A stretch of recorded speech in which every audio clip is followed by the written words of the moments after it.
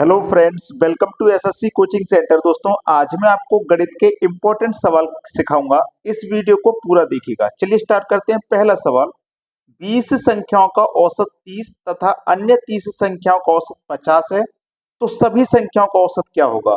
औसत का सवाल है ये।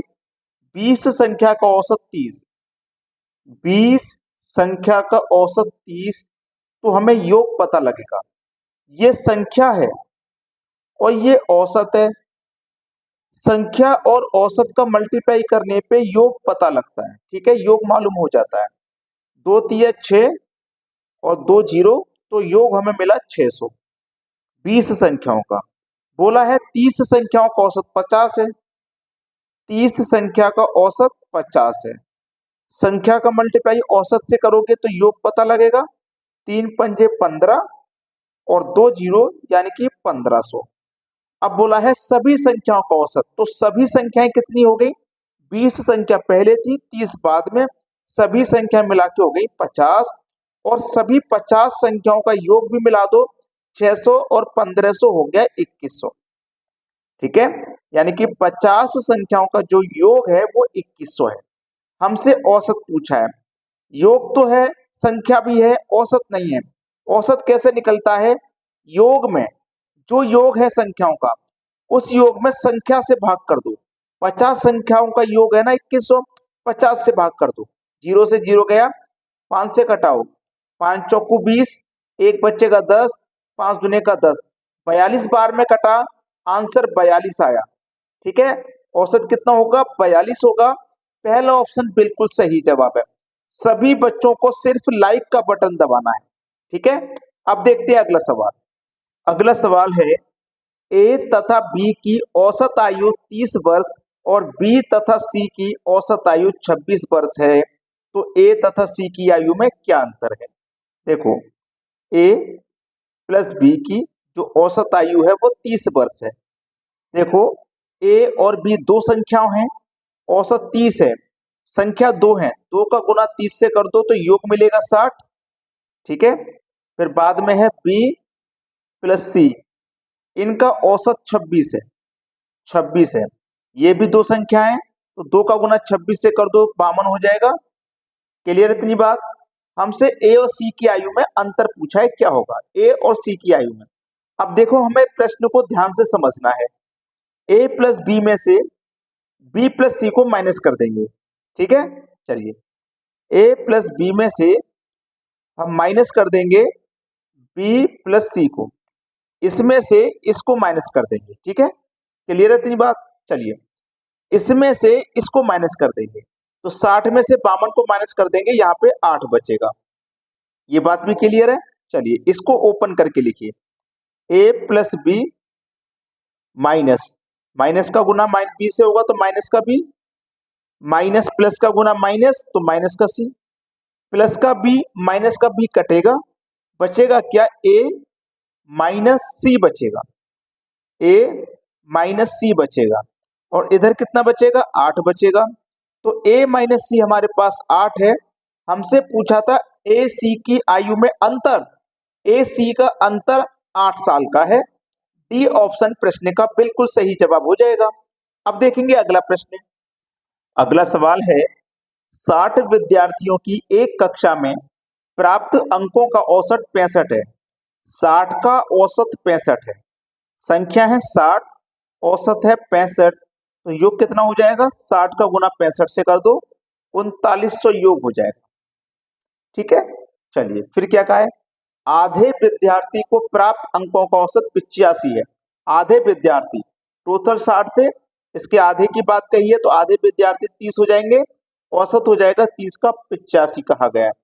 तो इनका योग कितना हो जाएगा, इनका योग हो जाएगा 2550। ठीक है, चलिए, अब बोला है शेष विद्यार्थियों द्वारा प्राप्त अंकों का औसत कितना। शेष का 60 में से 30 का दिया गया, बचा 30 शेष, है ना। चलिए, यहाँ पे 60 में से 30 का घटा दो, बचेगा 30 का। 3900 में से 2550 घटा दो, 1350 बचेगा। ये 30 संख्याओं का योग है, बची हुई जो 30 संख्या है उनका योग है 1350, लेकिन हमें बताना है औसत। तो योग में संख्या से भाग कर देते हैं। ठीक है, जीरो से गया जीरो, 3 से घटाओ 3 चौक 12, एक बचेगा 5 लगा दो 15, 3 पंजे 15, 45 बार में गया, आंसर आ गया 45। ये है आपके सवाल का बिल्कुल सही जवाब, बी ऑप्शन। प्रश्न सभी को अच्छे से समझ में आ गया। अब देखते हैं अगला सवाल। अगला सवाल, एक लड़के ने 1000 रुपए में 50 चॉकलेट खरीदी। यदि 30 चॉकलेट का औसत मूल्य 25 रुपए है तो शेष चॉकलेट का औसत मूल्य क्या है? देखो, 1000 रुपए में 50 चॉकलेट खरीदी हैं। समझना, जो 50 चॉकलेट थी ना, उनका मूल्य था 1000 रुपया। 50 चॉकलेट का मूल्य 1000 रुपये था। फिर बोला है 30 चॉकलेट का औसत मूल्य 25 है। 30 चॉकलेट का हमें औसत दिया गया है 25, तो योग कितना हो जाएगा? 25 दिया 75 और एक जीरो, यानी कि 750। योग हो गया 750। 50 का था 1000, 30 का है 750, तो 30 में से 20 बची, तो 20 का कितना हो जाएगा भैया? 250। भाई 30 का मूल्य 750 है, तो 20 का हो जाएगा 250, दोनों को मिला के 1000, क्योंकि 50 का 1000 था। अब हमसे पूछा गया है जो शेष चॉकलेट है उनका औसत बता दीजिए। शेष चॉकलेट बची 20, 20 का योग बचा 250। हमें औसत बचाना है ना, तो संख्या से भाग कर देते हैं। जीरो से जीरो गया, 2 से घटाऊंगा 25 को, ये 12.5 बार में कटेगा, 12.5। बी ऑप्शन हो जाएगा। सबसे बढ़िया क्वेश्चन मुझको यही लगा, बहुत अच्छा सवाल है ये। अब देखेंगे अगला प्रश्न। अगला सवाल है, 4000 रुपए की राशि किस चक्रवृद्धि ब्याज की दर से 2 वर्षों में 5290 रुपए हो जाएगी? देखिएगा, दो राशियां है ना, तो पहली जो राशि है वो प्रिंसिपल का काम करेगी, दूसरी राशि अमाउंट का काम करेगी। पहली राशि है 4000 रुपया, दूसरी है 5290 रुपया। ठीक है, याद रखना मेरी इस बात को, जब भी ऐसा सवाल हो 2 वर्ष के लिए हो, 2 वर्ष के लिए अगर हो तो आपको स्क्वायर रूट करना है, और यदि सवाल 3 वर्ष के लिए हो तो क्यूब रूट कर देना है। याद रखना, ठीक है। अब ये सवाल तो 2 वर्ष के लिए है, तो हम स्क्वायर रूट करेंगे। सबसे पहले तो यहाँ पे कट सकता है तो कटा लेते हैं, जीरो से कट गया जीरो, है ना, तो इधर बचा 400 और इधर बचा 529। प्रश्न 2 वर्ष के लिए है तो स्क्वायर रूट कर देंगे, इधर भी स्क्वायर रूट वाला साइन लगा दो, इधर भी लगा दो। 400 का स्क्वायर रूट करेंगे तो 20 हो जाएगा, 529 का करेंगे तो 23 हो जाएगा। प्रिंसिपल 20 रुपया, अमाउंट 23 रुपया, यानी कि 20 रुपए की चीज हो गई 23 रुपए की, तो उस पर ब्याज मिला 3 रुपए का। कितने पर? 20 पर, और प्रतिशत के लिए 100 से गुना करें। 20 से 100 कटेगा 5 बार में, 3 का गुना 5 से कर दो, तो 15% आपकी दर हो जाएगी। 15%, यानी कि बी ऑप्शन है सवाल का बिल्कुल सही जवाब। सभी को आसानी से समझ में आ रहा है। अब देखते हैं अगला प्रश्न। अगला सवाल, ब्याज की किस प्रतिशत ब्याज की दर से 1000 रुपए की राशि 2 वर्ष में चक्रवृद्धि ब्याज से 1102.50 रुपए हो जाएगी? अब ऐसा सवाल आ जाए ना जिसमें दशमलव लग जाए तो बच्चे थोड़ा सा परेशान हो जाते हैं, जबकि परेशानी का काम है ही नहीं। हमने क्या बताया, पहली राशि प्रिंसिपल का काम करेगी, दूसरी राशि अमाउंट का। पहली राशि 1000 है, दूसरी राशि है 1102.50, यही तो है। चलिए ध्यान देना मेरी बात को। सबसे पहले दशमलव को हटाएंगे, दशमलव को हटाया तो दशमलव वाले स्थान पे नीचे सेम टू सेम जहां दशमलव था बिल्कुल उसी के नीचे एक लगा दो। दशमलव के बाद जितनी संख्या हो उतने नीचे जीरो लगा देना। दशमलव के बाद 2 संख्या है तो 2 जीरो लगा देना। क्लियर है यहाँ तक? यहाँ तक कोई समस्या? अब एक जीरो से एक जीरो यहाँ कट जाएगा, ठीक है, एक जीरो से एक जीरो कट गया, नीचे 10 बचा।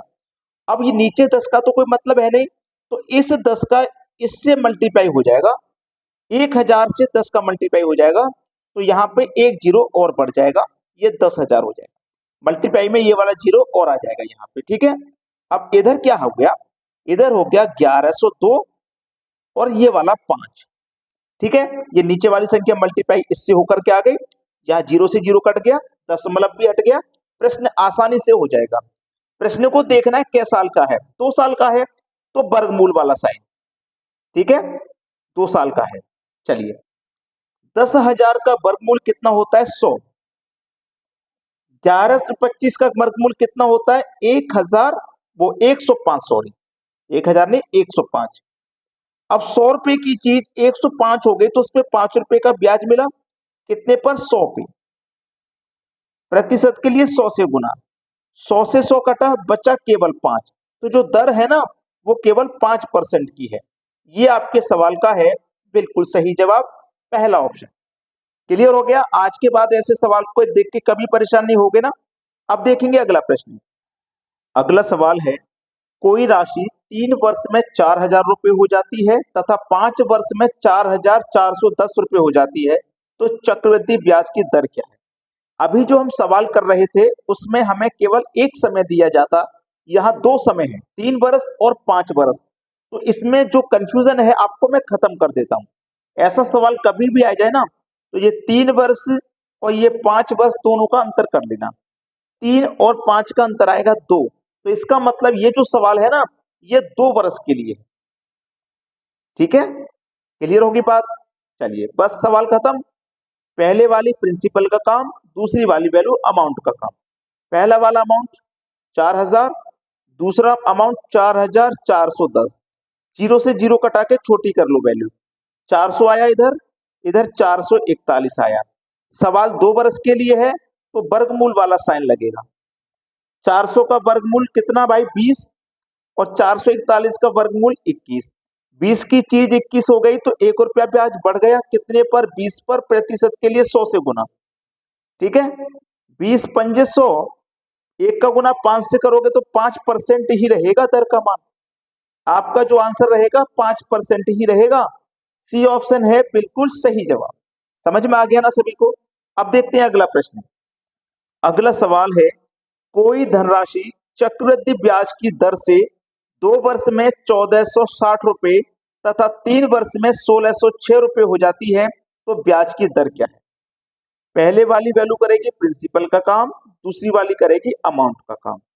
पहले वाली वैल्यू है 1460, दूसरी वैल्यू है 1606। अब सबसे जरूरी बात, यहाँ पे 2 समय है, 2 वर्ष और 3 वर्ष। तो इस 2 का और 3 का अंतर करोगे तो कितना आएगा? 1 वर्ष। तो इसका मतलब ये जो सवाल है 1 वर्ष के लिए है। अब आप कहोगे सर जब आपने बोला कि 2 वर्ष रहेगा, 2 वर्ष रहेगा तो वर्गमूल करना, 3 वर्ष रहेगा तो क्यूब रूट करना।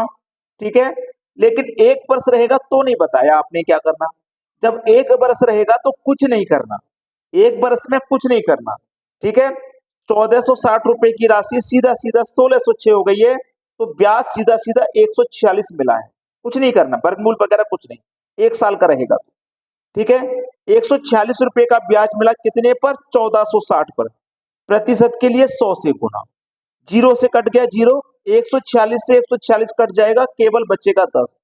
10% की दर है भाई, 10%। डी ऑप्शन सवाल का बिल्कुल सही जवाब है। अगर आपने वीडियो को लाइक नहीं किया है ना तो बस लाइक का बटन दबा दीजिए, इतना काम आप मेरी मेहनत के लिए कर दीजिए। ठीक है दोस्तों, वीडियो यहीं पे खत्म हो गया। अब देखते हैं अगले वीडियो की तैयारी करते हैं, और इस वीडियो को कमेंट में बताना आपने कितना पसंद किया है। ठीक है, वीडियो देखने के लिए बहुत बहुत धन्यवाद।